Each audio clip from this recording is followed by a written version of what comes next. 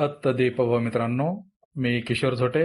पुन्हा एकदा स्वागत आपल्या सर्वांच्या हक्काच्या चला शिकूया तंत्रस्नेही होऊया या यूट्यूब चॅनलवरती. BLO SIR सिरीजमधील हा पुढील व्हिडिओ. आजच्या या व्हिडिओमध्ये आपण पाहणार आहोत मार्क इलेक्ट्रोर विथ प्रिव्हियस SIR. यामध्ये आपण आपल्या भागातली 2002 ची यादी आणि आपल्याच भागातली 2024-25 ची यादी यातले जे मतदार होते ते आपण मॅप केलेले आहेत. आता अनमॅप मध्ये असणारे जे मतदार आहेत परंतु जे आपल्या 2002 च्या यादीमध्ये नव्हते ते सुद्धा आपल्याला तिथूनच मॅप करायचे आहेत. तर त्याचबद्दल आपण माहिती बघूयात.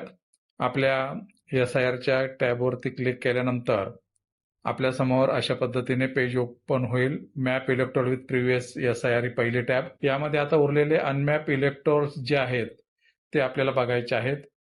या अनमॅप इलेक्टोर्स मध्ये जर संबंधित मतदार असेल आणि त्याचं नाव जर 2002 च्या यादीत आपल्या मतदार यादीत नसताना दुसऱ्या मतदार यादीत असेल तरी सुद्धा त्याला आपल्याला इथून मॅप करता येईल आणि आपली ही जी इकडची अनमॅपची संख्या आहे ती कमी करता येईल.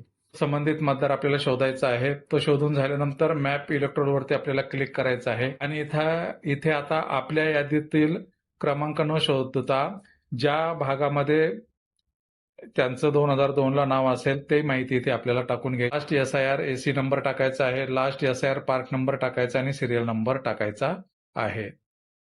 माहिती भरून सर्च डिटेल्स वरती आपल्याला क्लिक करायचं आहे.